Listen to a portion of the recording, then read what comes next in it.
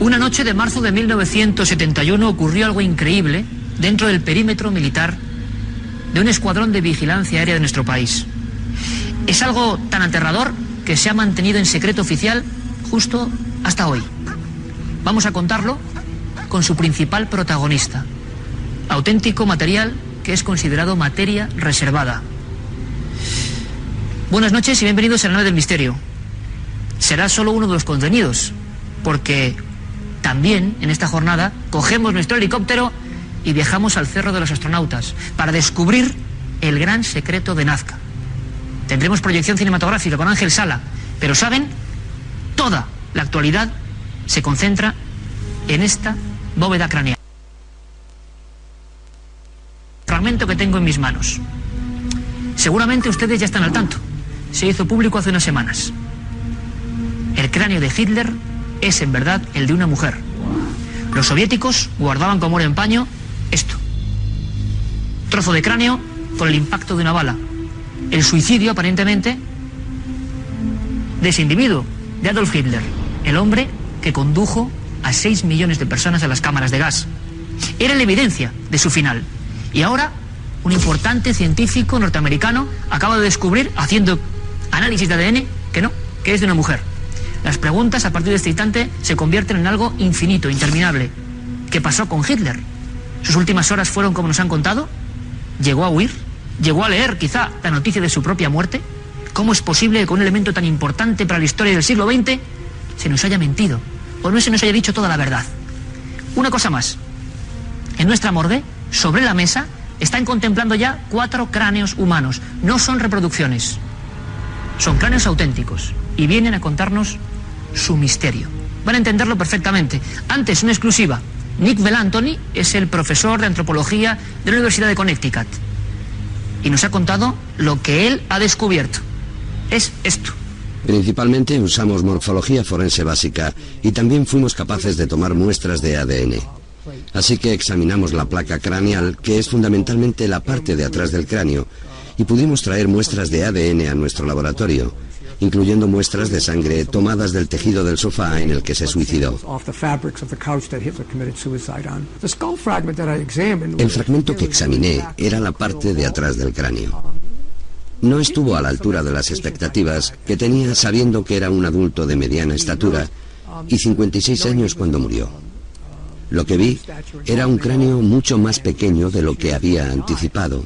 Es decir, el hueso era fino, grácil y pequeño. Los machos de nuestra especie son normalmente más grandes y robustos. El hueso es más grueso. Me sorprendió bastante no encontrar eso. Por lo que vi, supuse que pertenecía a una mujer. La gran pregunta, seguro que están conmigo, ¿es tan difícil distinguir el cráneo de un hombre del de una mujer? ¿Y cómo es posible que durante 60 largos años hayan creído una cosa como verdad oficial que luego no es? Demasiado grave, ¿verdad? Vamos a descubrir más misterios. Estos cráneos de alguna forma nos van a hablar y su voz va a ser nuestro querido amigo, el director del Laboratorio de Antropología Universidad de Granada. Ustedes ya lo conocen, Miguel Botella. Bienvenido. Buenas noches.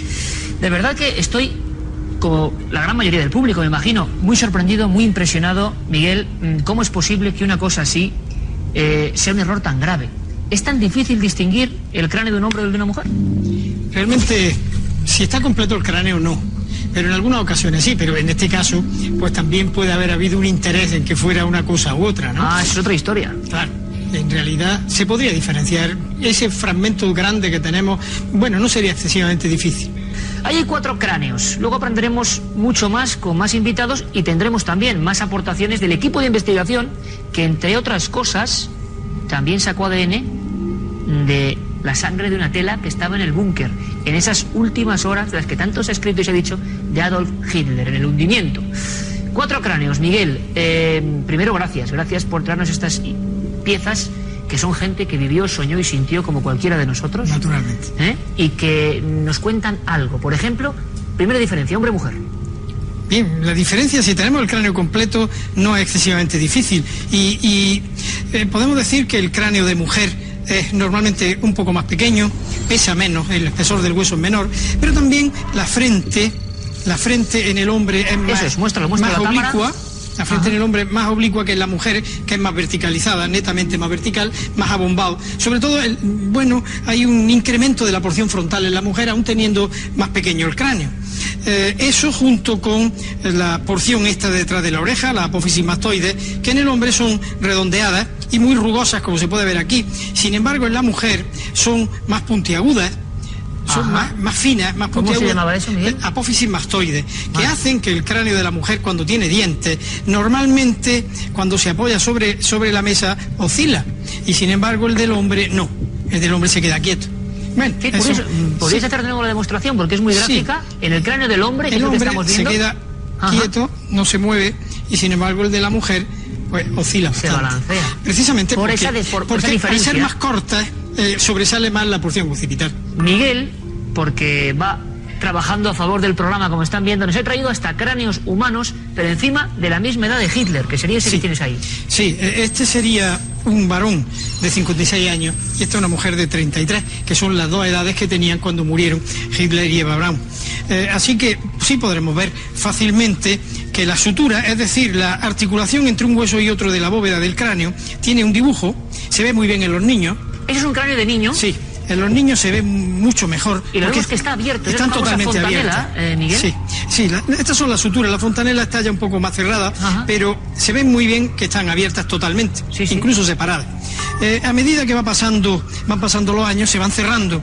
Y se van cerrando de modo que ese dibujo se va perdiendo un poco más a medida que van pasando los años. Este tiene 33 años, lo vemos todavía más cerrado en el 56. Tiene 56, mucho más cerrado, y este tiene 82, mucho más cerradón.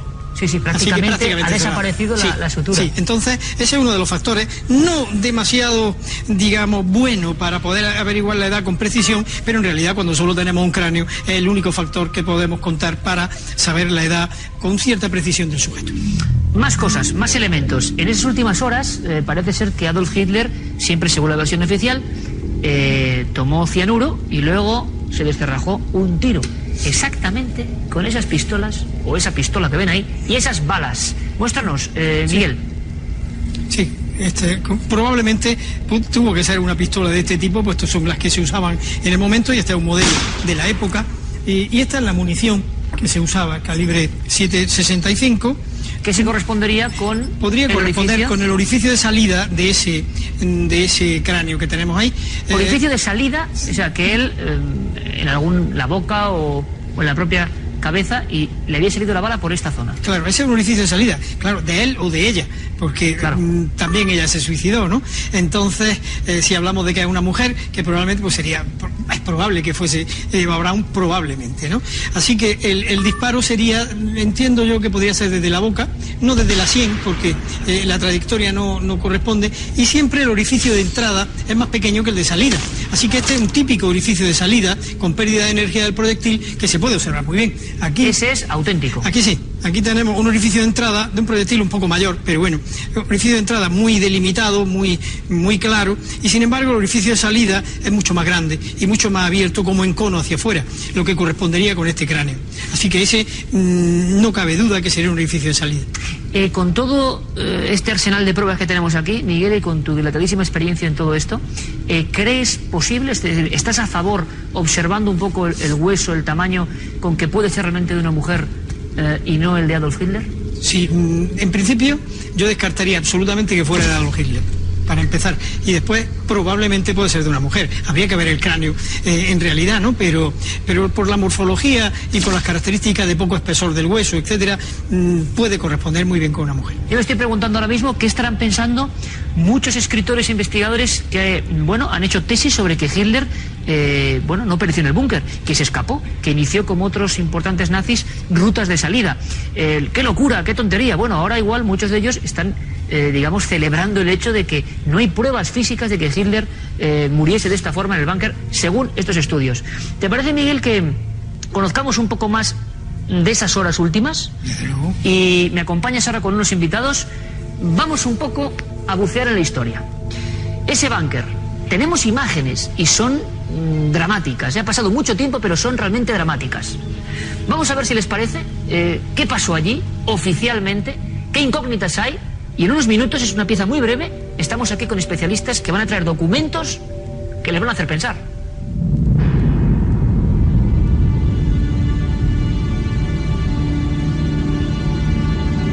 En el búnker, mientras su imperio se desmoronaba, Hitler todavía hacía planes, negándose a aceptar que el Reich de los 1000 años tocaba a su fin de la manera más atroz posible. Sin embargo, la realidad de que todo estaba perdido y el ejército rojo se encontraba a menos de 1 kilómetro, le terminó por llevar a la decisión de acabar con su vida junto a la de su amante Eva Braun. Al menos, eso es lo que se ha venido creyendo hasta ahora.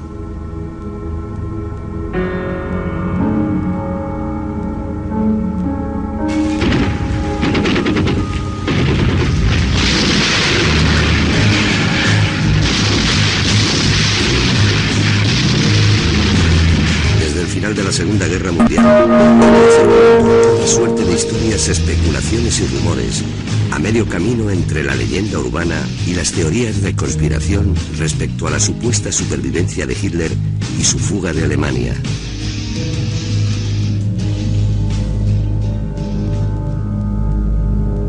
Cuando las tropas soviéticas tomaron el búnker donde se refugiaba Hitler en 1945, encontraron los restos quemados del líder nazi y de su amante. Un año después, los cadáveres fueron trasladados a Moscú para investigar las circunstancias de sus muertes. Tras un examen detallado, se decidió conservar el cráneo de Hitler como macabro trofeo y prueba material del triste final del dictador. Sin embargo, una reciente noticia ha puesto en entredicho la validez de esa prueba. Expertos de la Universidad de Connecticut han analizado unas muestras de ADN tomadas por el arqueólogo Nick Belantoni del presunto cráneo de Hitler. El resultado de las pruebas no deja lugar a dudas. El cráneo no puede ser de ninguna manera de Hitler, puesto que el ADN pertenece a una mujer. La Dirección de Archivos rusa se ha apresurado a desmentir la noticia, pero el hallazgo ha dado un nuevo impulso a la teoría de que Hitler pudo haber escapado. Algo que en su día creía incluso Joseph Stalin, quien, según documentación soviética desclasificada, movió importantes recursos del KGB para dar caza al que él creía aún fugitivo.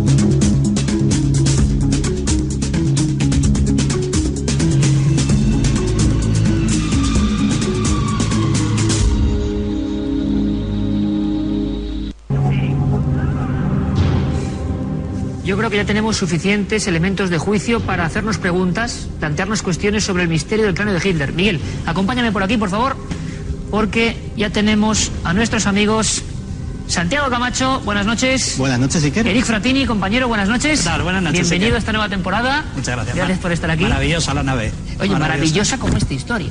Sí, sí. Es increíble que a día de hoy ese preciado objeto o reliquia de Hitler para los soviéticos, como muestra, van y digan que es de una mujer. ¿Tú qué opinas? Bueno, es que tú sabes que todo, además lo hemos tratado ya en el programa, todo lo que fue la historia del KGB. Y claro, hay que pensar que los soviéticos han mantenido mucha cantidad de secretos, yo creo que más que el propio Vaticano, han mantenido muchos secretos.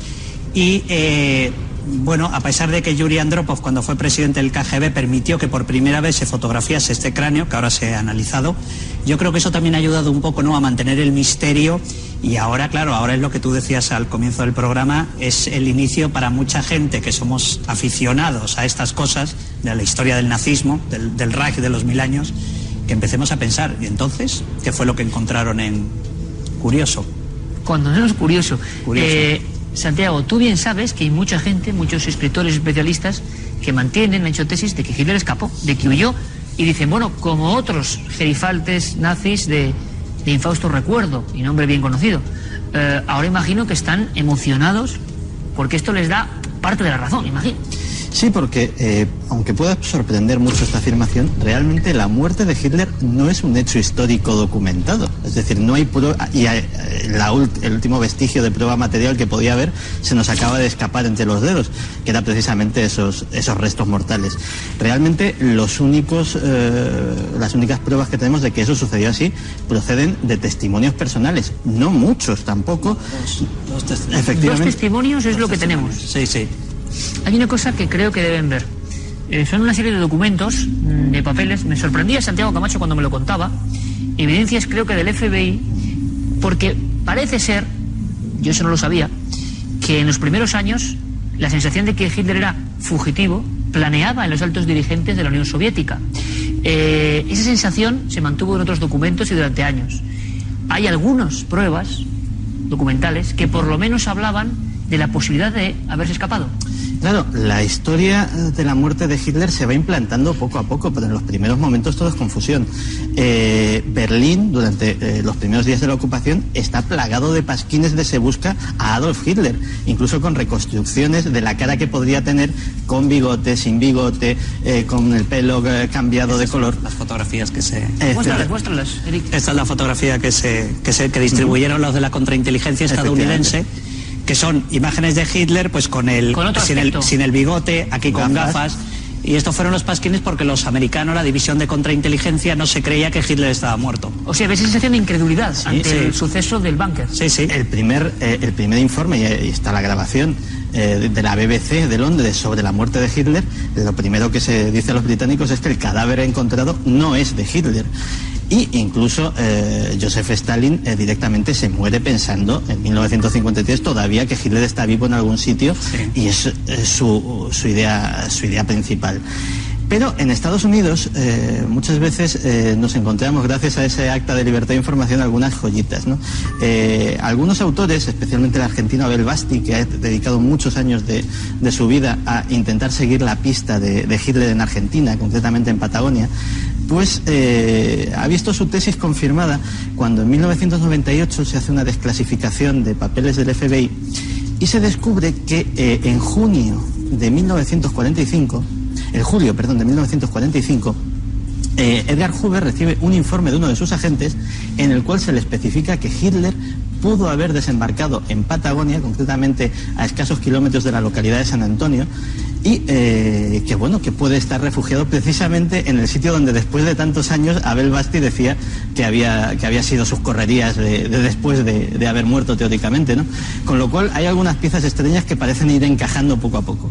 Me comentaba Miguel Botella, viendo el reportaje breve sobre qué pasó en el búnker, que le parece muy difícil esta teoría, ¿no? Que Hitler huyese de esa forma. Yo personalmente estoy acostumbrado a tratar evidencias y no inferencias. Así que las evidencias, no hay evidencias positivas, pero tampoco hay negativas. Así que tampoco se puede montar una película en torno a eso. No las hay de ningún tipo. Claro, evidentemente. Entonces, bueno, es probable, en mi opinión personal, es probable que Hitler huyera del búnker. ¿Para qué? Es más probable que en un holocausto wagneriano pues hiciera lo que se supone que hizo. En realidad los testimonios que hay de sus personas más allegadas dice que se suicidaron él y Eva Braun y que después a los dos juntos los quemaron. Bueno, sea verdad o no sea verdad, bueno, no hay por qué decir que no. En realidad yo creo que buscar una nueva cosa fuera es hacer exactamente igual que lo que se hace con cualquier mito.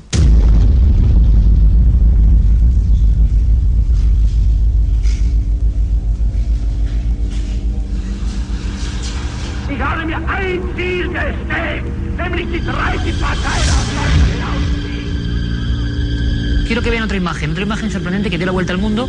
Es un cadáver con un tiro, y ya que han hablado de dobles, parece que hay una historia de un doble y de una foto que se mostró como evidencia también de que Hitler se había suicidado. Pues este es precisamente el doble al que hacía referencia el doble al que hacía referencia Eric, que no solamente hay esta fotografía, se le hicieron varias, y que efectivamente circulan por ahí por internet muchas veces, y mucha confusión, diciendo que este es el cadáver de Hitler. No, este es el cadáver del doble de Hitler, y como tal está... ¿Que existía y era real? Sí, existían varios. Este es el cadáver de uno de ellos, que al buen señor le debió de pillar toda la catástrofe esta justo en la Cancillería, ¿no? Pero realmente es la fotografía de un doble. Además, tiene un disparo en la frente, claramente. Nada que ver, Miguel, en la posición de ese disparo con el del supuesto cráneo que hemos examinado. Absolutamente con eso, y además casi incompatible con un suicidio, ¿no? Difícil de que fuera así. No, o recibió un disparo frontal, o a lo mejor, eso ya los expertos lo saben, a lo mejor puede ser incluso el orificio de salida de un disparo en la nuca, de una ejecución. Nos queda una cosa importante. ¿Tienes ahí un material, Santi? ¿Qué es eso? Estamos viendo imágenes además de un sofá, ¿verdad? Sí, esto es una reproducción de una cosa que acaba de mencionar Eric, con mucha razón. No solamente se llevaron los cuerpos, se llevaron absolutamente todo lo que pudieron encontrar que tuviera relación con esas muertes, y entre ellas se llevaron el sofá donde en teoría ocurrieron ambos suicidios. Esos sofás, se conserva un trozo de tapicería, un trozo muy parecido a este, y que los expertos americanos de la Universidad de Connecticut también han tenido acceso a él, y también han analizado los restos de ADN que han podido quedar en estas manchas de sangre. Y tampoco es Hitler. Y se corresponden con la misma mujer del cráneo, pero no es Hitler, desde luego. Las muestras de esta sangre pues también corresponden a una mujer, no identificada hasta. Hemos conseguido declaraciones también en exclusiva, es importante que las vean con mucha atención, de las personas que han sacado esa información de la sangre de las últimas horas del búnker y del hundimiento. Las muestras de ADN que hemos podido analizar pertenecen a una mujer y no a un hombre, por lo que corrobora totalmente los estudios morfológicos de Nick sobre la calavera. En mi opinión, ambas muestras convergen y forman un sólido argumento para creer que tanto los restos como la calavera pertenecieron a una mujer. Y por si fuera poco, el ADN también dice que desde luego Hitler no tenía nada que ver. Eric Frattini, uno de los grandes errores de la historia, esta identificación falsa de un objeto tan importante, de una pieza tan importante. Bueno, es que yo creo, lo que decía Miguel, claro, el secretismo en el que se ha movido siempre la Unión Soviética y Rusia, actualmente sigue con ese mismo secretismo, el Servicio Federal de Seguridad, ha ayudado mucho a mantener todo este secretismo con respecto a los restos de Hitler, ¿no? Y yo creo que ahora, bueno, que la Universidad de Connecticut han podido, pues han resuelto un misterio más. Pero vamos, yo tampoco iría mucho más allá de decir si Hitler está en Patagonia o está en Brasil. Estuvo, ¿no? O estuvo, porque además era un hombre que tenía 56 años, claro, y ya con un Parkinson muy avanzado, sí, lo tenía ya también el tema de Parkinson, es decir, que ya estaría más que muerto. Pero lo que es curioso también, hay una cosa muy curiosa, he estado hace muy poco en Estados Unidos, acaba de salir un libro en Estados Unidos, que ha escrito un investigador estadounidense, creo que es del Washington Post o del New York Times, que ha rastreado toda la familia de Hitler en Estados Unidos, porque tiene mucha familia todavía en Estados Unidos, Hitler. Sí. ¿Con el apellido Hitler? ¿Con el apellido Hitler? ¿O se lo han quitado algunos? Sí, muchos se lo han quitado, muchos se han quitado él, pero él ha seguido todo el rastro porque en el año 41, hay un documento del FBI, en el año 41 la esposa de un hermanastro de Hitler pidió asilo en los Estados Unidos en el año 41 y viajó con su hijo. Entonces, claro, ellos son Hitler. Entonces han ido dejando ya toda la familia de rastro de Hitler. Entonces se dice que para el tema del rastro de ADN han utilizado aparte de estos miembros que tienen parte de ADN de Hitler. Último detalle, hay quien cuenta, y en Argentina sobre todo, es que son legión los que creen que, como otros criminales perseguidos, se refugiaron allí, y entre ellos Hitler podía ser esa pieza codiciada para muchos, que nunca fue localizada. Decían que en esa ruta de huida, incluso, como decía Santi, se especuló con un breve lapso de tiempo en España. Sí, de hecho, lo que, digamos, la versión heterodoxa de esta historia dice es que Hitler pudo escapar en el último momento, tomar un avión de transporte Junkers que aterrizaría en Barcelona, donde pasaría algunos días hasta coger clandestinamente el submarino famoso que le hubiese llevado a Patagonia. Lo curioso es que de esta historia hay testigos localizados también en Patagonia. En nuestro programa hermano, en Milenio 3, hemos reproducido algunas de sus declaraciones de gente ya muy mayor. Alguno que dice que es que vio el submarino salir enfrente de su casa, ¿no? Otro que relataba una reunión entre Adolf Hitler, ya curiosamente que lo tenían que sostener por ese Parkinson, y el líder fascista croata Ante Pavelic en un hotel de Buenos Aires, cosas que parecen absolutamente de novela. Pero la última reflexión que te quería hacer sobre esto es que yo no lo veo, yo me voy a poner un poquito al margen, yo no lo veo una historia completamente inverosímil. Pensemos que desde meses antes los jerarcas nazis trazaron planes de fuga muy exitosos en algunos casos. Martin Bormann, por ejemplo, se dedicó a hacer desaparecer todos los registros dentales de todas las grandes autoridades nazis, precisamente para evitar la identificación posterior de cadáveres. El propio Martin Bormann desapareció, Joseph Mengele, Eichmann en Argentina. Y un total que se podía cifrar en miles, y no exagero, de personas imputables por gravísimos crímenes contra la humanidad. Si se hicieron todos esos planes con tanta antelación, con tanta premeditación, y en algunos casos notables fueron tan exitosos, ¿qué no se podría haber hecho para preservar la vida precisamente del líder de todo aquello? Es una posibilidad a tener en cuenta. Pues lo dejamos con la pregunta flotando en el ambiente. Lo que hemos aprendido es que objetivamente, Miguel, Eric, con un sí y un no, efectivamente no hay pruebas de la existencia de Adolf Hitler ahora mismo, de la muerte de esa forma. No hay ni una sola prueba, ni una cosa física que se identifique con Hitler. No, porque los únicos... Como un fantasma. Los únicos dos testimonios era el de su secretaria y el ayudante de campo de Hitler, que incluso ellos dicen que ni siquiera llegaron a entrar en la habitación. El ayudante de Hitler cierra la puerta, dejan Hitler, y cuando él escucha el disparo es cuando ya entran a coger los cadáveres, llevarlos fuera del búnker. ¿Qué pasó en esos instantes, no?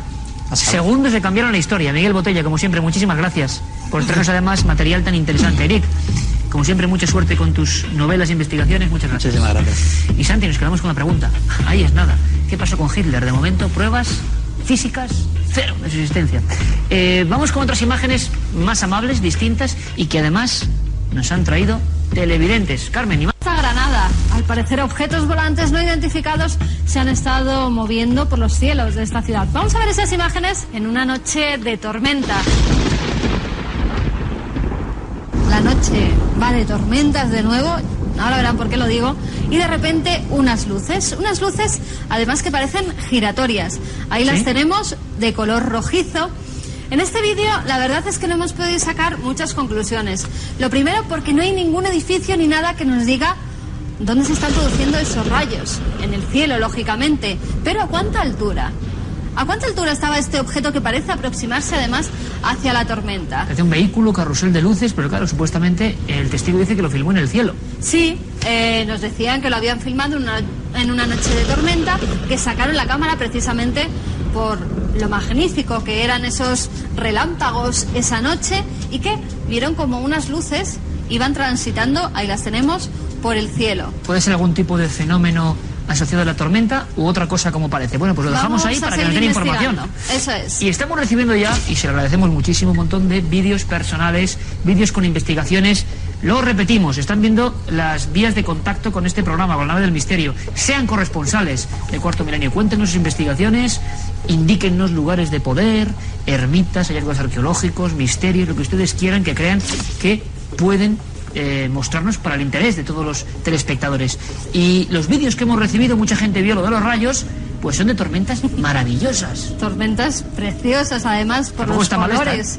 Mira, estamos en Alagón, en Zaragoza. Desde allí nos lo mandaba Luis Albalate este vídeo en el que podemos ver una tormenta que dice que era tremenda. Toda la ciudad se estremecía, los colores. Aquí sí que vemos las luces, ¿verdad?, de los focos de la ciudad justamente ahí abajo.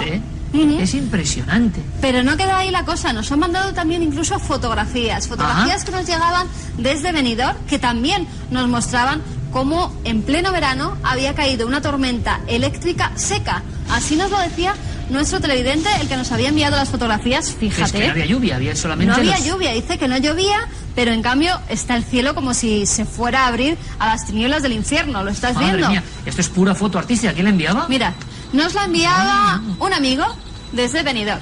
Benidorm, madre mía, qué impresión.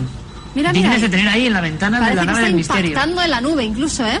Preciosas las fotografías. Y además muchas gracias por participar con su material, porque como ven merece la pena, incluso a nivel artístico. Y una noche un tanto tétrica, ¿eh? Sí, y no es que sea artístico lo que viene, a mí me ha impresionado esta foto. Van a verla. Vamos a ir a la fotografía que nos enviaba Ángel Serrano Casal. Como vemos, están en una procesión. Ahí la tenemos, vamos a ver si sale la imagen. Ahí está, una procesión.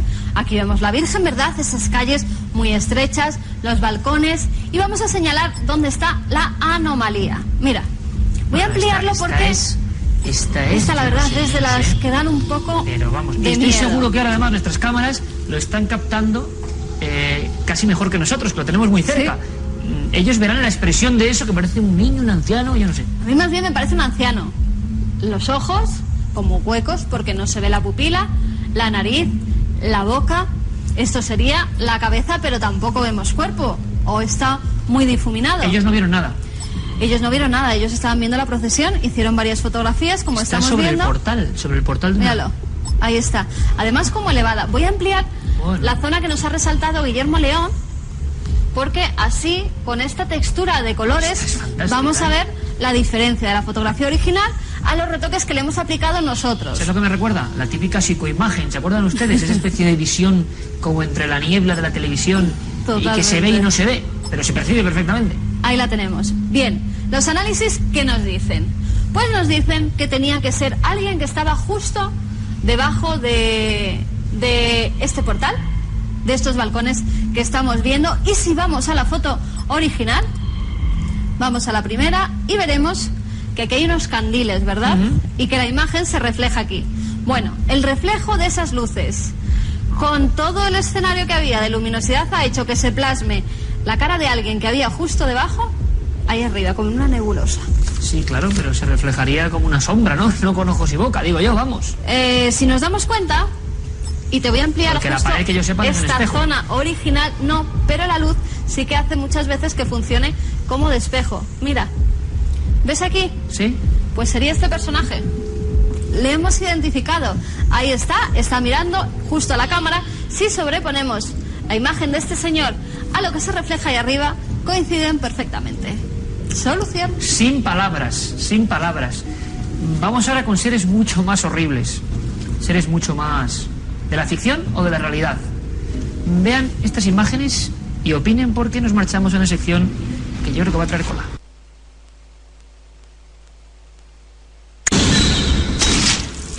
Me han hecho el regalo de documentar los acontecimientos que me han caído del cielo. Vamos a hablar.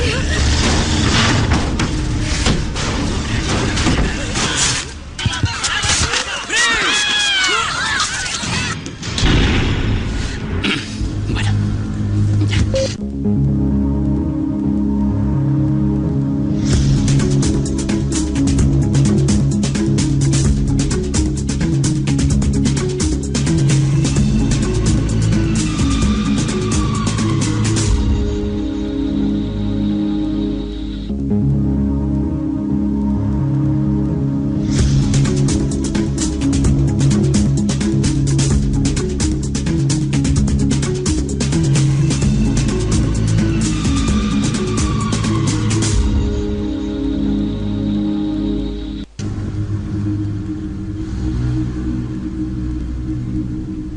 Y ya nos encontramos en nuestra sala de proyección de cine de la nave del misterio. Lo pensaba, dispuestos a pasarlo bien o pasarlo mal según se mire y según sea la óptica de cada uno, porque estas películas siempre tienen un nexo con la realidad y nos interesan mucho, claro que sí. Tenemos un guía excepcional. Además le agradecemos especialmente porque ahora está con toda la vorágine del Festival Internacional de Cine de Terror de Sitges. Es su director, Ángel Sala, bienvenido. Buenas noches, ¿qué Te tal? voy a lanzar una pregunta, al tiempo que le pido a los compañeros que bajemos las luces y comencemos con la proyección. Ángel, ahora mismo el público, nuestro público, está viendo unas imágenes muy potentes que creo que se convierten en otro tipo de terror hace unos 40 años. ¿Qué es un zombi? Bueno, un zombie son muchas cosas, pero digamos que si atendemos al significado de la palabra, que viene de raíces africanas, un zombie es una especie de cuerpo sin vida, un espíritu andante, que luego pasa a la tradición de Haití desde África, a los esclavos negros que hacen allí una religión muy propia, el vudú, la santería, el vudú, todas estas religiones paganas, con mezcla de elementos cristianos, poco a poco se van complicando muchísimo, y un zombie es un castigo, es una persona que pierde la voluntad y queda esclavizada, un poco también en paralelismo a lo que le pasaba a esta gente, ¿no? Que había sufrido la esclavitud, y el castigo era sufrir la esclavitud eterna. O sea, una especie como de autómata sin voluntad, ni vivo ni muerto. Entre la vida y la muerte, en un lugar muy, muy oscuro. Me gustaría que me contases, y vamos a ir enseguida a la raíz, a la primera película que realmente aterró al mundo entero. Hay sorpresas, lo van a ver, pero estamos viendo unas imágenes de ultimísima hora, ¿no? Una película que cuenta el asunto de los zombies con una óptica distinta. Sí, bueno, estamos viendo imágenes del Diario de los Muertos, de George Romero, la penúltima película de George Romero, que ha hecho 6 sobre el tema de los zombies, y fue el que, digamos, el gran inventor del zombie moderno, o del muerto viviente moderno, en el año 1968. Un año mítico, el mismo año de 2001, La Semilla del Diablo, y un año que revolucionó el cine fantástico de una manera increíble. ¿Una trilogía? Una trilogía tremenda, y El Planeta de los Simios también. Es decir, que ahí está, hay otra. Pero en La Noche de los Muertos Vivientes, con casi 0 de presupuesto, con personajes trabajaban casi amateur, blanco y negro, provocó una revolución. ¿Por qué? Porque despojaba al muerto viviente, que hasta entonces había sido el vampiro. Casi elegante, un poco. Elegante, ¿no? Seductor, de la poesía del género, y lo convertía en algo sucio, putrefacto, repelente, y que se alimentaba de carne humana, adquiriendo un poco las características del ghoul, ¿no? Del personaje que andaba por los cementerios resucitado y se alimentaba de carroña, de carne muerta. O sea que el zombie además no solo era ni vivo ni muerto, ese movimiento que estamos viendo, Ángel, tan característico, los zombies lentos, ¿no? Claro. Vagando, y que generaba mucha más angustia en el público porque, claro, la escena de ir a por el vivo se prolongaba. Y esto George Romero lo controla como nadie.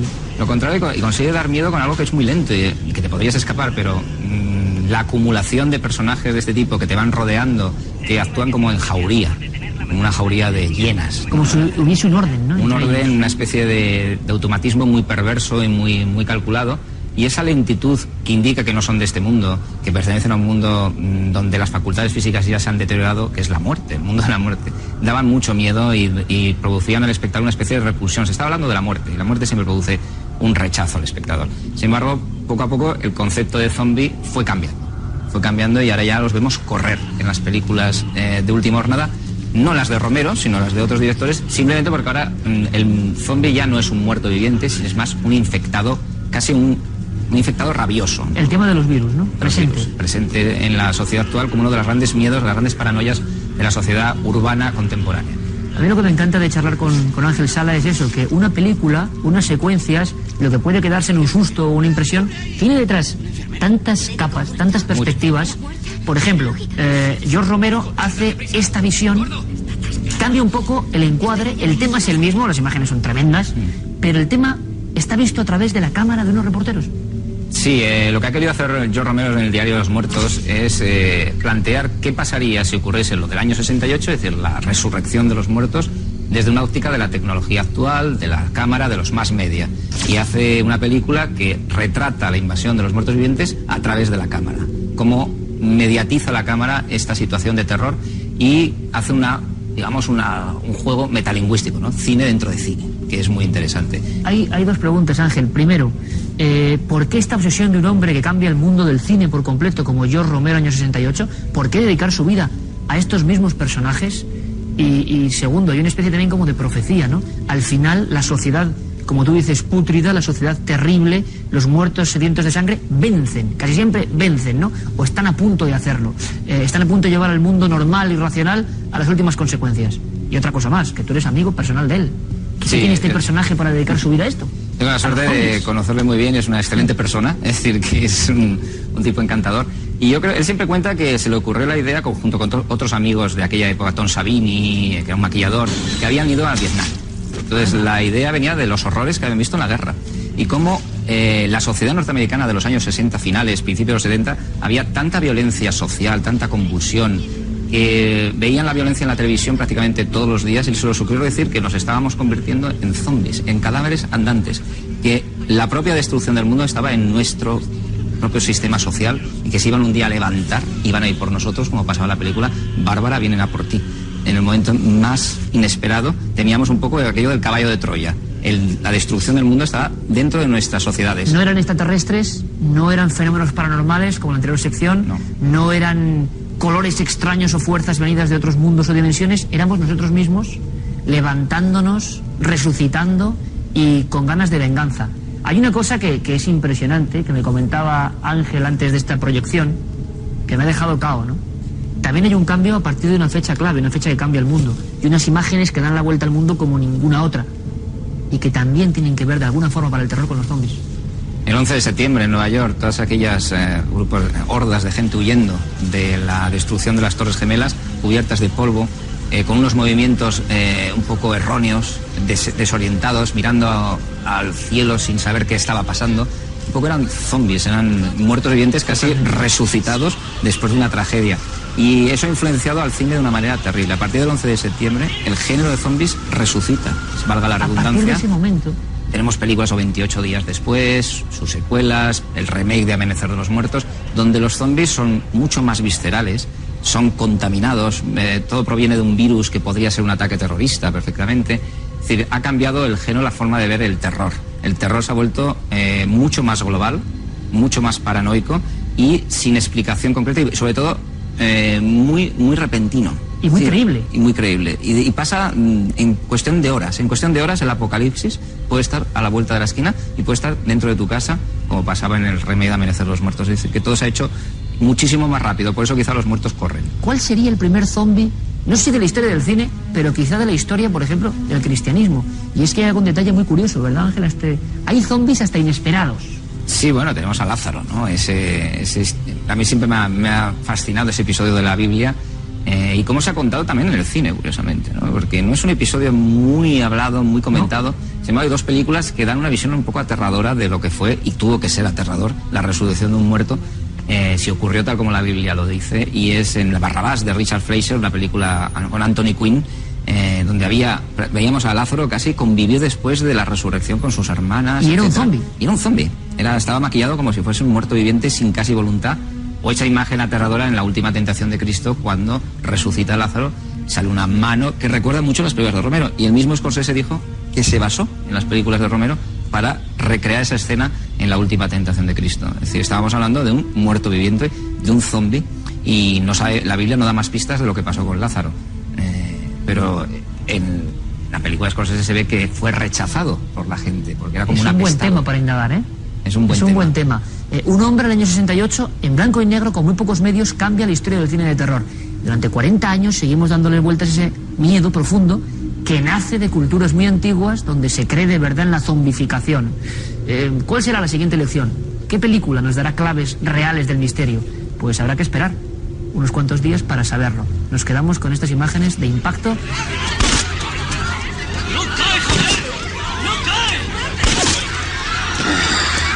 Gracias, Ángel, como siempre. En fin, que con estas imágenes uno no me extraña que tenga algunas pesadillas. Van directas al inconsciente y al subconsciente. Vámonos con otros temas, con otras imágenes, con más contenidos en la nave del misterio.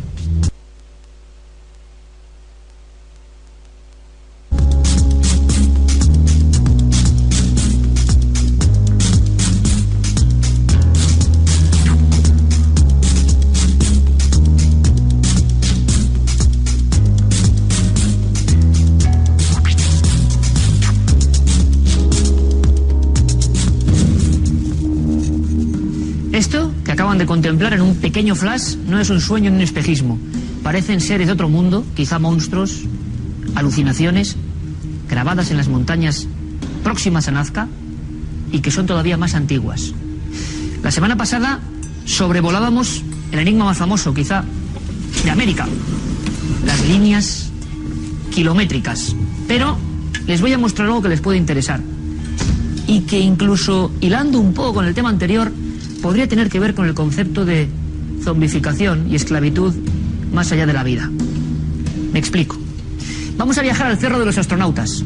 Es un lugar muy poco visitado, casi nadie lo sobrevuela, quizá porque está lleno de figuras que no encajan en ningún catálogo, en ninguna explicación convencional. Ojos redondos, extrañas antenas, cinturones. ¿Qué demonios pintan ahí?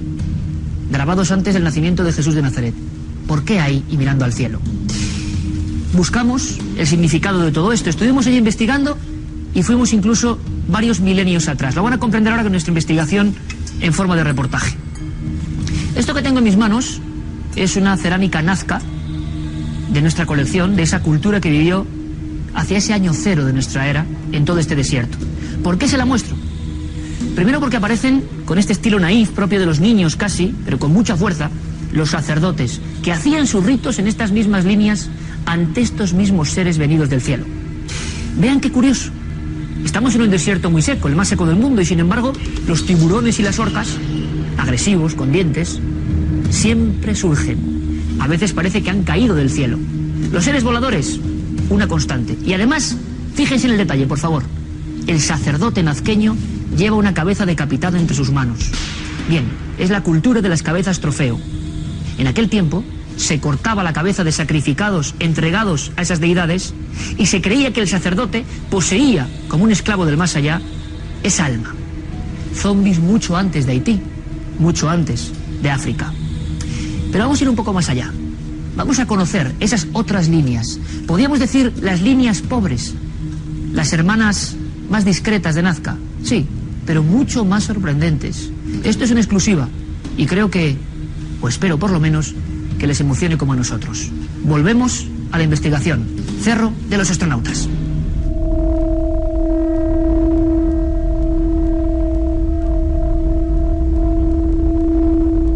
La semana pasada les contábamos la profunda impresión que nos produjo pisar y sentir las míticas líneas de Nazca.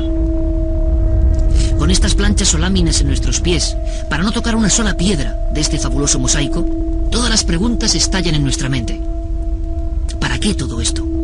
¿Qué dioses aparecen aquí? ¿Realmente es el recuerdo antiguo de algo muy especial que ocurrió en este mismo suelo? Hemos investigado, leído y consultado, y con ese bagaje nos dirigimos a un lugar que apenas sale en los mapas y que ya no se visita.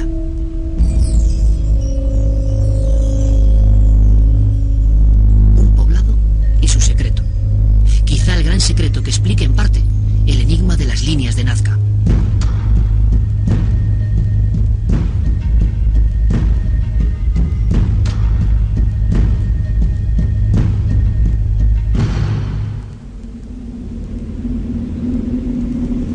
Hace 12 años tuve la oportunidad de llegar hasta Chichitara, pero entonces había vida. Ahora al atardecer, el lugar encoge el alma. Apenas queda nadie, solo el silencio. Hemos llegado a una aldea que parece muerta. Buscamos algo entre las peñas, entre rocas y caminos que se desprenden por la montaña. Aquí hay un código muy viejo que tiene que ver con nosotros y con los extraños seres dibujados a lo largo y ancho del desierto. Sin duda son extraños retratos de la Edad de Piedra. Los más románticos dirían aquello de recuerdos del futuro, grabados en las piedras. Piedras que se desmoronan aquí en Chichitara. Una ruta intransitable prácticamente hora y media desde el poblado de Palpa. La minería clandestina y los últimos terremotos están quebrando este patrimonio. 10.000 años antes de las líneas de Nazca, 10 milenios antes de aquellos prodigiosos constructores, otros hombres y mujeres miraron al cielo y grabaron esto. Seres con yelmos resplandecientes, con lo que nos parecen primitivas antenas se conectan con algo. Ojos pequeños, hendiduras en el cuello, a modo, quién sabe, si emocionándonos lo podemos decir, de primitivas escotillas. Recuerdos del futuro, seres extraordinarios, que no se parecen a ningún otro humano o animal. ¿Qué hacen aquí? ¿Por qué miran al cielo? ¿Por qué los dejaron grabados hace tanto tiempo?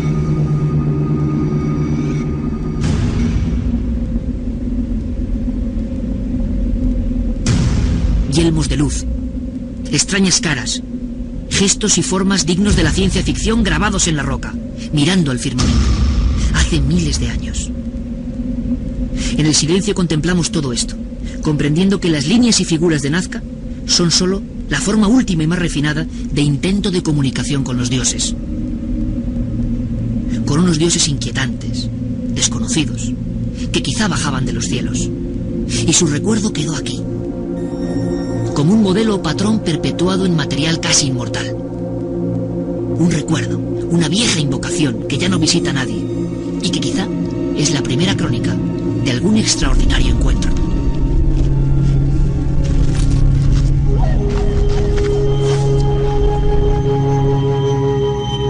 La noche y las sombras se ciernen sobre el pueblo muerto. Por eso nos sobresaltan unas risas inesperadas. Son dos niñas, dos pequeñas que juegan en mitad de este silencio. Al fondo, la iglesia jamás terminada es testigo de nuestra conversación. Sus juegos nos alivian y sus voces nos devuelven poco a poco a la realidad.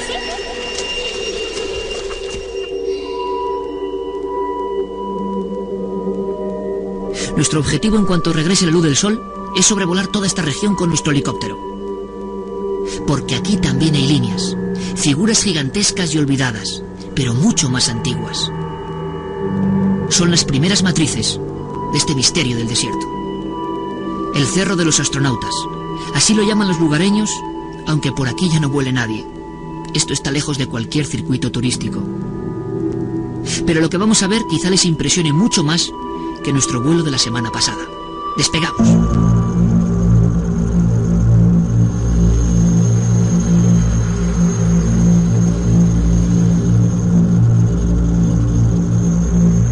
Son las figuras pobres, las no conocidas, las que no salen en ningún folleto, quizá porque no se parecen a nada ni a nadie. Este es el territorio de las figuras humanoides, y lo van a comprobar. A unos 6 minutos, a 1800 pies, encontramos cerca de Palpa a este gigantesco hombre tocado de gran sombrero. Sostiene algo en sus manos. Hay quien lo ha bautizado como el chamán.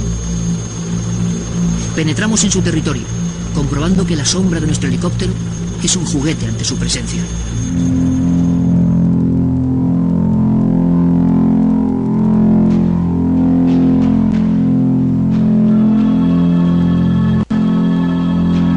En los desiertos de Palpa también hay pistas, líneas inmensas sobre las montañas.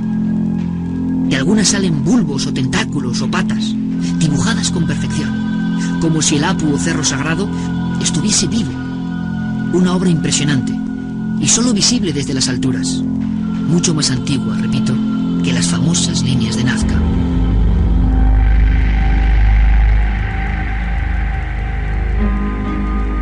Dos gigantes custodian estas cordilleras. Sobrepasan los 200 metros de largo. Es difícil describirlos, pero son poderosos, enigmáticos. Ojos vacíos, como emisarios de otro mundo, como pesadillas o visiones que vuelven a despertar a nuestro paso. Cascos con rayos que ascienden al cielo, caras cuadradas. La interpretación queda a su juicio. Pero, ¿qué están viendo aquí? Uno de estos colosos porta una maza o bastón de mando. La actitud que refleja no es amistosa, como si no le gustasen los intrusos del futuro. ¿Otro chamán? ¿Un gran hechicero? ¿O algo más extraño que ningún científico se atreve a mencionar?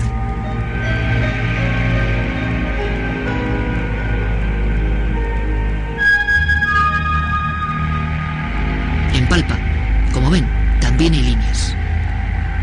Miles. Muchas de ellas ni siquiera se han barrido y acumulan el polvo de 2 milenios.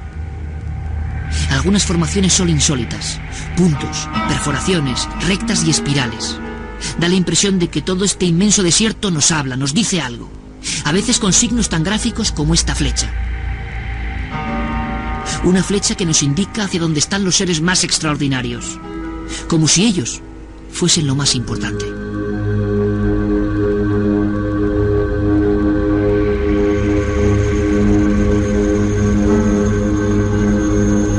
Lo que van a contemplar, amigos de Cuarto Milenio, ha sido sistemáticamente olvidado por muchos científicos e investigadores. No eran animales, no representaban constelaciones ni deidades catalogadas. Son muy difíciles de encajar. Quizá por eso, apenas nadie vuela por aquí. Estamos sobre el Cerro de los Astronautas, en su misma vertical. Una cara esquemática nos saluda con su angustia atrapada en el tiempo. Está casi tapada por el polvo, pero la vemos. Ahí está.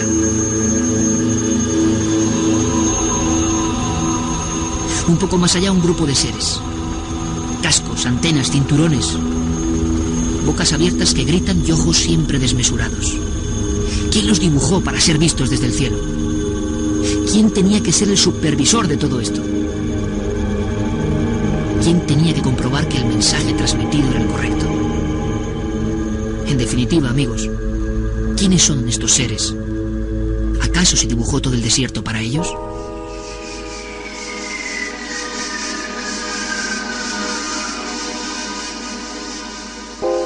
Ojos resplandecientes nos vigilan, armas y báculos.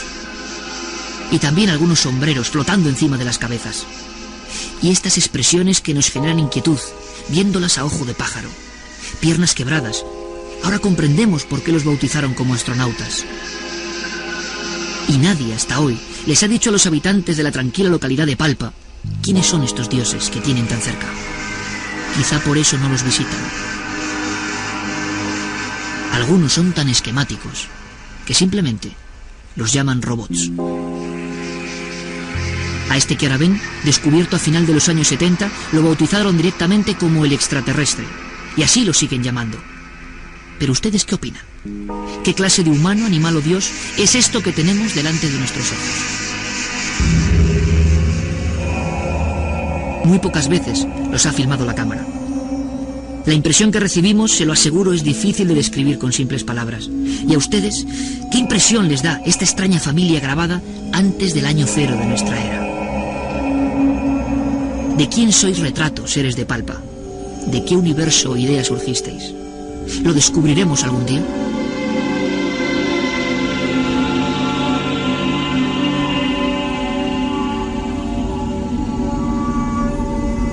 Una vez más no hay respuestas. Estamos exactamente como al principio. No sé si es frustrante, pero tengo la convicción de que esto merece la pena verlo. Verlo y sentirlo. No sé si son seres venidos de las estrellas, visiones del trance o primitivos dioses de la fertilidad. No sé nada. Lo que sí sé es de su olvido como figuras desconcertantes que no encajan en las teorías establecidas. O la mención siempre marginal, bajo parámetros simples, en los libros más sesudos. Y ya son demasiadas veces, y en demasiados lugares del mundo, donde he percibido la misma actitud, el mismo desprecio. Demasiadas veces el mismo silencio ante lo desconocido. Aunque les seré franco, pocas cosas me han llegado tan hondo, pocas han calado tanto mi corazón como estas que se esconden en el desierto sur del Perú. Un lugar inhóspito y fascinante al mismo tiempo. Un enclave donde, quién sabe si hace mucho, ocurrió algo realmente importante. Algo clave para nuestra humanidad. Algo que quizá nunca descubramos, para alegría de unos y tristeza de otros.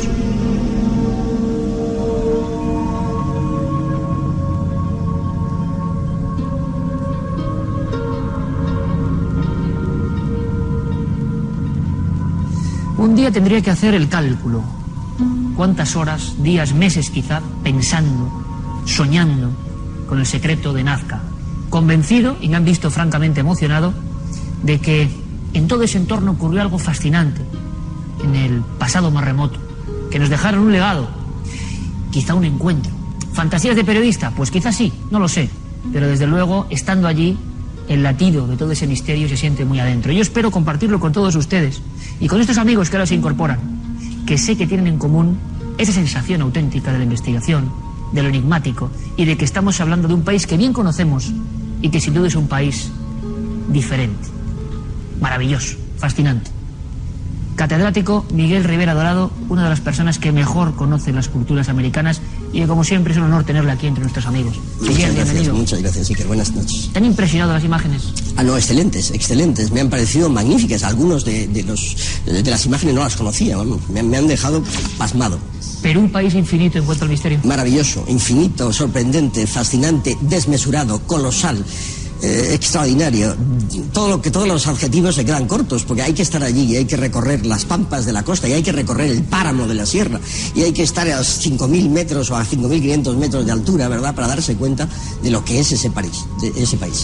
Pues qué bonito es con un catedrático como Miguel Rivera Dorado hablar en este tono de emoción, y luego iremos a los datos. Y para hablar de emoción, evidentemente, nuestro amigo Javier Sierra, que también han dado lo suyo por esos desiertos tan secos, tan especiales.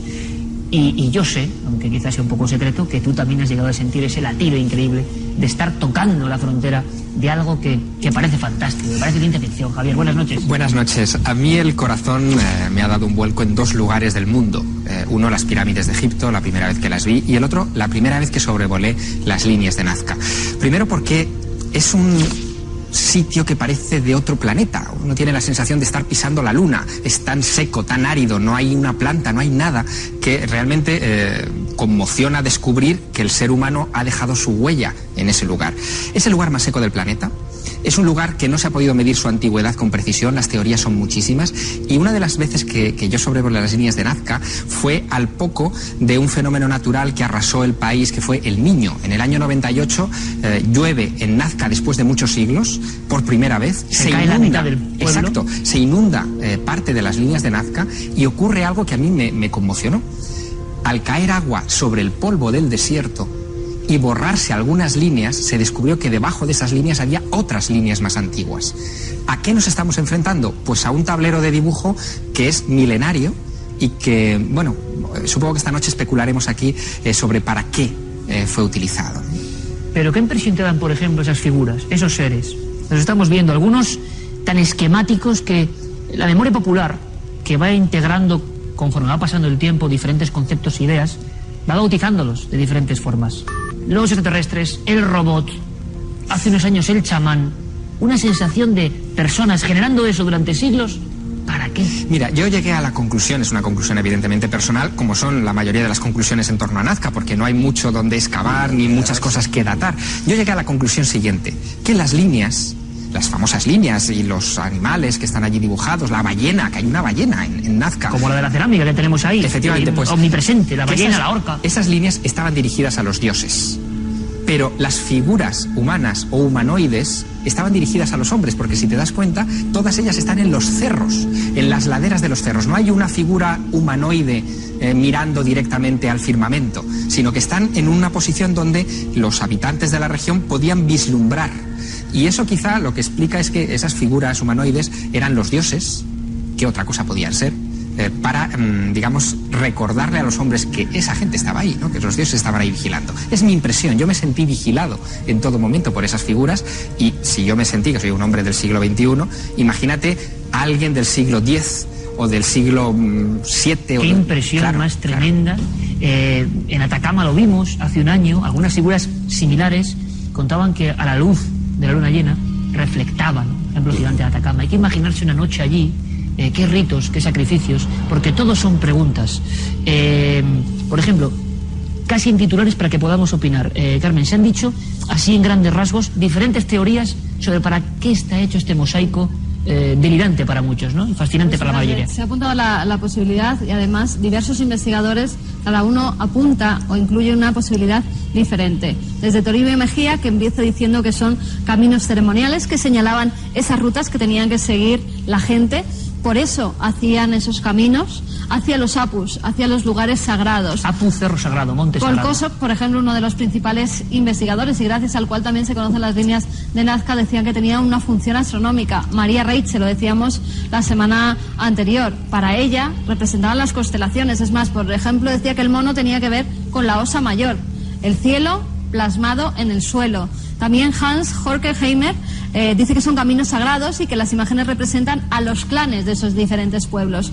Cada uno de esos dibujos pertenecería a un clan diferente. También para homenajear a los dioses, también se ha dicho que tiene algo que ver con las zonas de cultivo, con los riegos que se llevaban a cabo, precisamente porque es uno de los lugares más secos del mundo, porque llueve muy poco y tenía esa función. Miguel, Javier, debate abierto. ¿Qué opináis? ¿Por qué cada especialista, bueno, pasa en casi todo, sí, tiene una opinión que no tiene nada que ver con la del otro? Es decir, ¿estamos en un terreno? Bueno, en este caso es bastante lógico, porque la arqueología no ha podido determinar, ni siquiera ha podido determinar la cronología. Entonces, hablamos de antigüedad y hablamos de miles de años, pero no tenemos datos a los que agarrarnos, fechas de radiocarbón, no estratigrafías claras. Pero, han hecho algunos palos que se encontraron. Algunos palos, pero claro, ¿cuándo se han puesto los palos? Claro, ahí está la duda. Es que es un sitio usado durante muchos siglos. Claro. Y que además, una vez dejado de usar, digamos hacia el 700 de nuestra era o hacia el 800, aún todavía, hasta la llegada de los españoles, pues hay un tiempo en que la gente puede ir allí para peregrinando o haciendo ritos, como hacían en las ciudades mayas también y en otros lugares una vez abandonadas. Todavía los indígenas hacían rituales allí y seguían usando aquello. Ya no tenían el sentido primitivo, pero sabían que había sacralidad, que era un lugar sagrado y que era digno, por lo tanto, de atención. Yo, fíjate que lo que he pensado muchas veces es que este misterio, que parece tan grande, es mucho más simple de lo que aparenta. porque está la solución seguramente delante de nuestras narices. Es decir, lo que tenemos no es más que un muestrario, un catálogo, una serie de imágenes ordenadas o desordenadas, a nuestro modo de ver desordenadas, pero seguramente para ellos con un orden riguroso, un catálogo o imágenes de algo que para ellos suponía una expresión en otro plano de la realidad, una expresión que estaba más allá de la percepción habitual. ¿Y ese mundo que reflejaban qué sería? ¿El mundo de los muertos, el chamanismo, los viajes? Yo creo que es el mundo del espacio, el mundo del cielo. Para mí las líneas de Nazca son un mapa ilustrado del firmamento nocturno. Un mapa ilustrado del firmamento nocturno.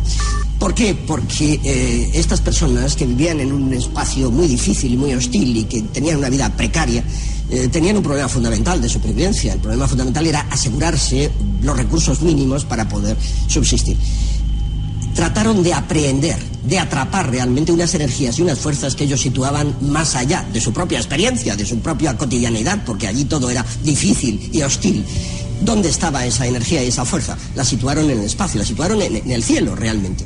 Porque allí veían que había una dinámica, había un dinamismo, había una energía, una fuerza. Se percibe casi por personas nada preocupadas por estos problemas. El movimiento de los astros, el fuego, pero el cielo, fíjate la luz. Qué interesante. Fíjate qué enigma antropológico más grande el hecho de que ese zodiaco, si es que realmente es una especie de zodiaco, no estaba hecho para consumo humano. Sí, yo no creo que sea un zodiaco en el sentido tradicional del término. No, claro, evidente, en el sentido tradicional no. Tienen estas imágenes tienen el mismo valor que pueden tener las imágenes que nosotros contemplamos al entrar en una catedral medieval. Pero entonces, ¿qué pintan ahí los astronautas? ¿O el cerro de los astronautas, como lo llaman?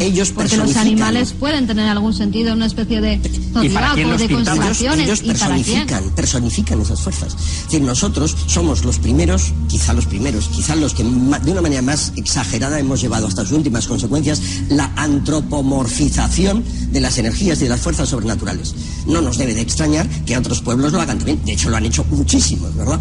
Fíjate, el hinduismo, por ejemplo. Sí, pero mira, por ejemplo, hay cosas que a mí se me escapan un poco y que me han sorprendido mucho de las imágenes que habéis rodado. Vamos a ir viendo de nuevo algunas de ellas. Por ejemplo, ese gigante que aparece con una maza en la mano, que es muy llamativo. Un gesto muy agresivo, además. Ese gigante, si lo comparas con el gigante de Cerne Abbas, que se encuentra en Gran Bretaña, es prácticamente un calco. Es decir, el gigante de Cerne Abbas aparece también un hombre con una maza demostrando fortaleza. Y hay una diferencia de siglos, por no hablar de kilómetros, tremenda. Es decir, que es como si entráramos en imágenes artísticas. Nuestro equipo de realización siempre atento nos lo coloca y yo entiendo que además hemos querido hacer el esfuerzo de que ustedes agucen su mirada. ¿Para qué?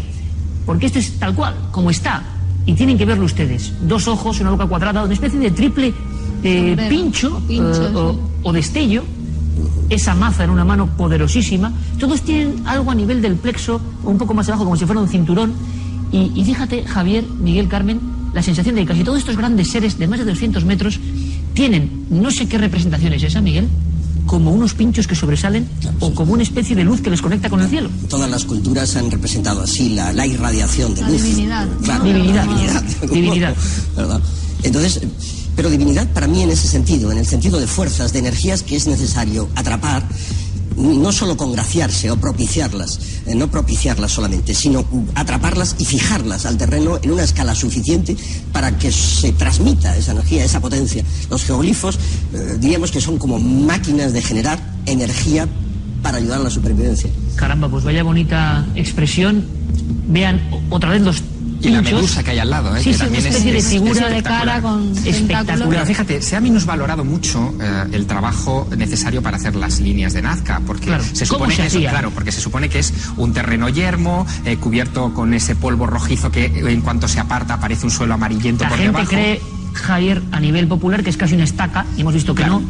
Es que no es un trabajo de chino. Ahí está. Yo a lo que voy es que, por ejemplo, hay unas líneas que también hemos visto en las imágenes que son grandes esplanadas que se han limpiado por completo, esas que caras, parecen patios ceremoniales donde se debían de hacer algún tipo de rituales. Pero cuando uno visita Nazca y se encuentra con las condiciones climáticas que eran idénticas en el mundo antiguo, por eso se conservan así, porque aquello no ha cambiado apenas. Puro desierto. Uno se plantea que el esfuerzo de hombres y horas para hacer esas líneas, despejar esas mesas y dejarlas completamente limpias, haciendo esas figuras geométricas enormes donde caben miles de personas dentro, era titánico. Pero miles y miles de líneas. Fijaos que algunas de ellas, Carmen, es que es quitar el terreno, bajar una capa del terreno, quitando guijarro a guijarro, que es piedra, dejar la parte de abajo, y entonces se acaba convirtiendo eso en una especie de plataforma, porque tú no puedes ver, te puedes meter dentro del cuerpo de ese hombre o dentro del ojo, pero no ves nada, solo desde el cielo. Bien, Javier, Carmen, yo digo, ¿para qué todo esto si la inmensa mayoría de estas obras nunca pudieron verlas? Para llamar la atención de los dioses.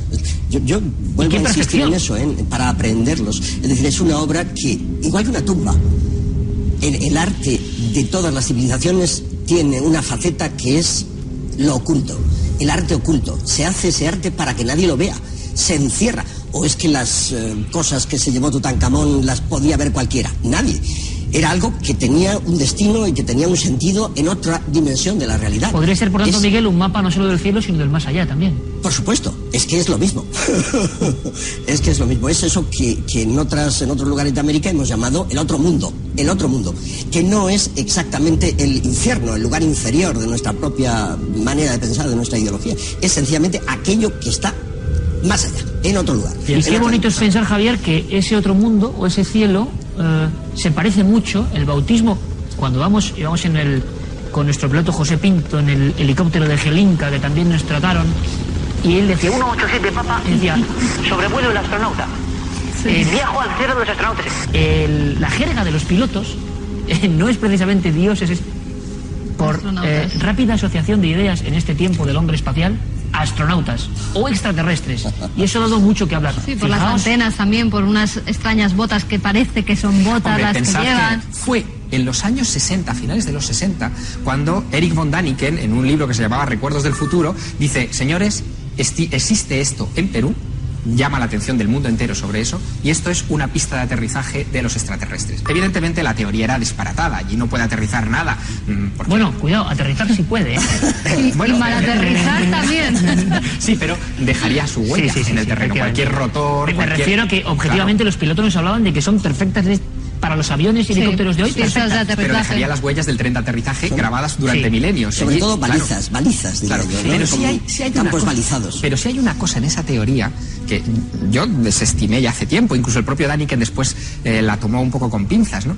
Que a mí sí me ha llamado mucho la atención. Hay unas líneas que vosotros habéis filmado, que son una especie como de puntos y líneas, que parece una tarjeta perforada en la cima de uno de esos cerros, y que cuando yo he mostrado esa fotografía a pilotos me refiero europeos, gente que no ha volado jamás sobre las pistas de Nazca, me decían: hombre, esto se parece mucho a un sistema que nosotros llamamos BASIS, que es un sistema de aproximación para marcar colinas y no estrellarnos contra las colinas. Lo vemos visualmente, antes de que existiera la perfección de los GPS y la navegación electrónica, marcábamos ese tipo de líneas en colinas y evitábamos que pudiera haber un accidente. Lanzo otra pregunta, antes de ver algo interesante, que es: ¿por qué todas estas tan raras no se visitan? Eso nunca lo acabo de entender.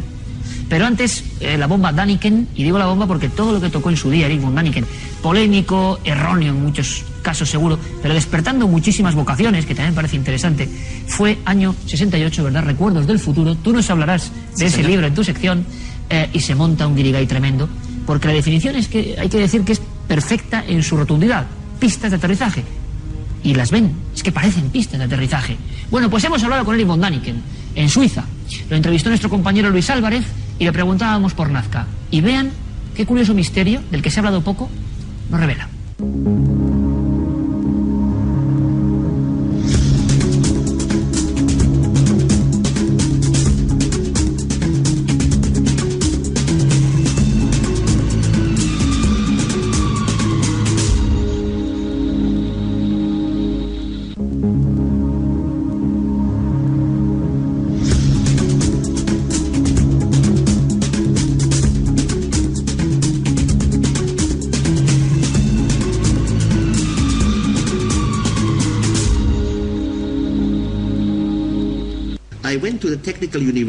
Fui a la Universidad Tecnológica a hablar con un profesor de la Universidad de Dresden, porque había hecho algunas mediciones en Nazca y me enseñó 25 fotos de distintos puntos. Y le comenté, pagaría simplemente por saber qué ocurre aquí. Me señaló varios puntos en los que ya se encontraron anormalidades magnéticas en la Tierra. Fueron estudiantes y profesores de la Universidad Católica de Lima, Universidad de Dresden, y necesitamos el permiso del Instituto Nacional de Cultura en Lima. E hicieron allí sus mediciones hace 4 meses. Y ocurrió.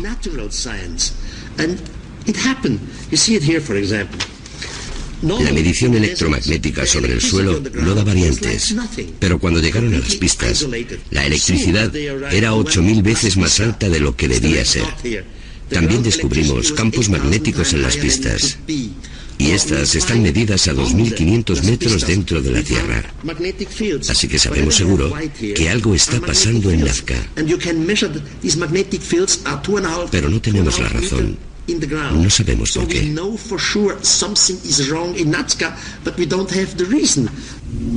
Eric von Daniken, el hombre de la polémica. ¿Qué opinas?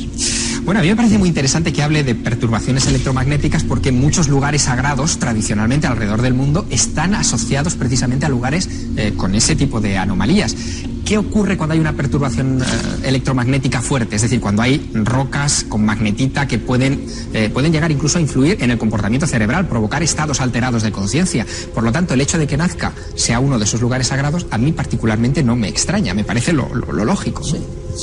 Ahora, yo quería hacer una observación, porque explicaba antes, o trataba de explicar lo que podrían haber sido las líneas de Nazca, y hay un detalle que es muy importante y que hay que tener en cuenta, creo yo. Y es que aquellas personas que realizaron los dibujos sobre el terreno no eran personas cualquiera. Interesante. Es decir, no podían ser personas cualquiera. Como tampoco fueron personas cualquiera las que hicieron los diseños de las vasijas Nazca.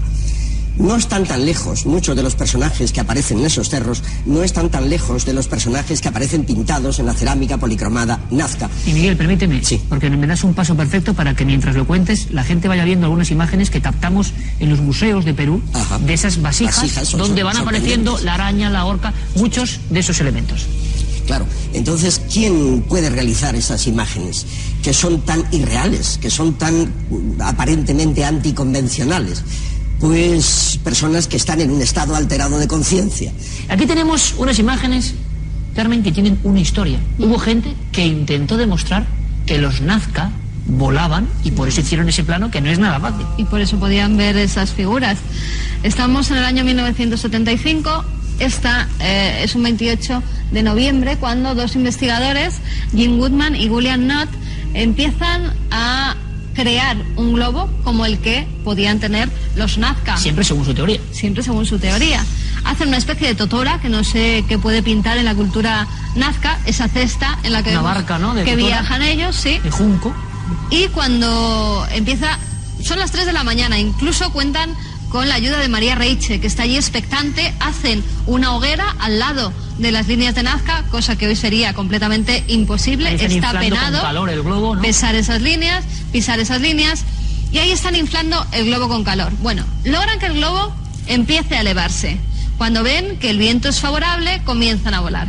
Llegan hasta 250 metros, pero entonces el aire cambia y empieza a moverse muy rápidamente, hasta tal punto que tienen que tirarse del globo los investigadores y dejar que éste siga volando porque no pueden controlarlo. Ese fue el fin del Cóndor 1. 18 minutos, el Cóndor 1 flotando por las líneas de Nazca para al final aterrizar muy malamente justo encima de algunas de ellas. Y luego algunos japoneses también lo intentaron. Sí, luego en el año 2000, porque resulta que creyeron que al pesar mucho, estos dos hombres, que más o menos pesaban 80 kilos cada uno, pues eso había sido lo que había fallado. Los japoneses, como sabemos, son de menor estatura, más parecidos a los Nazca de aquella época, y entonces también lo probaron, pero de nuevo no salió bien el experimento. ¿Hasta qué punto se ha especulado, verdad, con lo difícil que es hacer esos planos? Yo recuerdo en Chile que un catedrático de la universidad nos comentaba a cámara que habían intentado copiar una línea de las de Chile, de Atacama, parecidas a Nazca, estuvieron trabajando y decía, nos salió chueca, o sea, le salió girada. Y con todos los medios que hoy en día tienen, con sistemas, es tan fácil. No es nada fácil. Yo tengo la impresión, en cualquier caso, que quizá si los Nazca hubieran construido un ingenio volador como este, aquello hubiera sido tan sorprendente para la mentalidad de la época que hubiéramos encontrado alguna cerámica donde se hubiera representado. Eso en primer lugar. Y en segundo lugar, sé que lo que voy a decir puede parecer una barbaridad a ojos de la mentalidad materialista del occidente civilizado. Y es lo siguiente, no se necesita un globo para volar. Se puede ingerir una sustancia alucinógena y uno puede tener esa sensación de vuelo y puede ver cosas que con los ojos del cuerpo no ve. Y aunque esto parezca increíble, dicho así, se lleva haciendo desde la prehistoria. Se lleva haciendo desde la prehistoria y quizá ahí se aplicaba. No sé qué habrán sentido, pero viendo las imágenes, sobre todo de este segundo viaje, acabamos el primer trayecto en el astronauta, ¿se acuerdan? Y a partir de aquí todo esto. Quizá al final terminamos con emociones que nos conectan con misterios increíbles. Queríamos hacerles el retrato de estas figuras sin nombre, porque siguen sin tener nombre y están ahí diciéndonos algo. ¿Tú qué impresión tuviste al ver estas figuras? ¿De palpa? A mí me impresionaron muchísimo más que las más conocidas de Nazca. Las vi mucho más extrañas, mucho más trabajadas incluso, peor conservadas porque la gente parece que las dejan de lado. Es una ruta que los turistas no hacen, visitan únicamente las principales líneas de Nazca, las clásicas, y estas están allí por algo. Parece que esos cerros que se encuentran justamente por la zona del ingenio son unos cerros sagrados que eran los que tenían que ver con las deidades de aquella época. Apu, Cerro Sagrado, uno de los mayores misterios del mundo, y es un placer repasarlo con amigos de la talla y de la emoción, que es muy importante no desligarlo, como Miguel Rivera Dorado, gracias amigo como siempre. Gracias, y Javier Sierra, compañero. Dentro de poco, recuerdos del futuro para que entendamos lo que supuso en la mente europea y mundial todas estas cosas. Casi nada, Iker. Gracias, Javier, como siempre. En fin, con emoción, Cerro de los Astronautas. Y ahora vamos, si te parece, algo que es pura actualidad. Las noticias.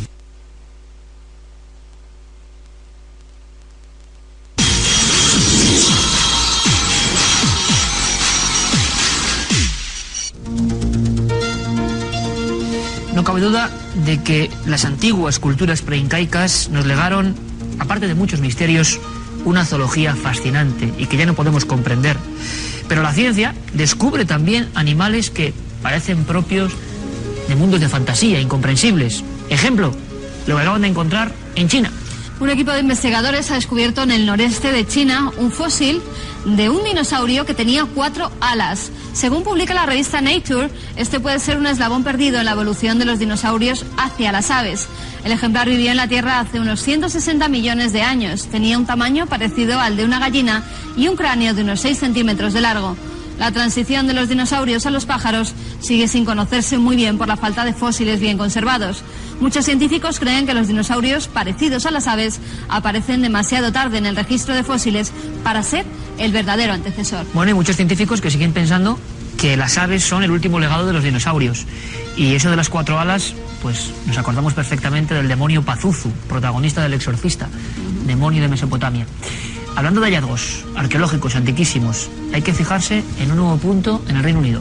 Se ha descubierto un nuevo sitio. Lo han llamado los especialistas Bluench, por el color azul de las 27 piedras galesas colocadas en aquel lugar. El nuevo círculo descubierto por un equipo de la Universidad de Sheffield se encuentra a unos 2 kilómetros de Stonehenge, ya que no hay rastro de las piedras que hace 5.000 años debían tener la misma disposición que el círculo de Menires.